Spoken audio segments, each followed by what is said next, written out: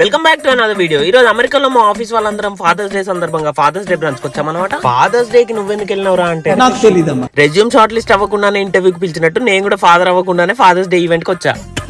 పండగ వస్తే లేడీస్ కి షాపింగ్ మీద ఎంత కాన్సన్ట్రేషన్ ఉంటుందో ఏదైనా ఈవెంట్ కి వస్తే ఫుడ్ మీద నాకు అంత కాన్సన్ట్రేషన్ ఉంటుంది.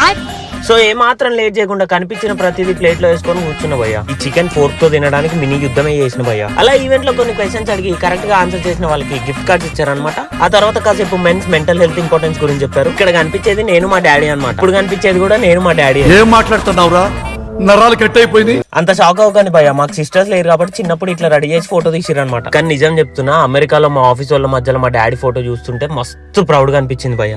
ఏం చెప్పగలను ఇంతకన్నా. ఈ ఫాదర్స్ డే కి ఫాదర్స్ కి హ్యాపీ ఫాదర్స్ డే చెప్పడమే కాకుండా ఓ ప్రామిస్ చేసుకుందాం భయ్య. డాడీ, నువ్వు మమ్మల్ని పెంచి ఇంత వాళ్ళని చేయడానికి ఎంత కష్టపడ్డావో ఇప్పుడు అర్థమవుతుంది. మీరు తల ఎత్తుకునే రోజు నా వల్ల వస్తుందో లేదో తెలియదు, కానీ నా వల్ల మీరు తల దించుకునే రోజు రానివన్నాను.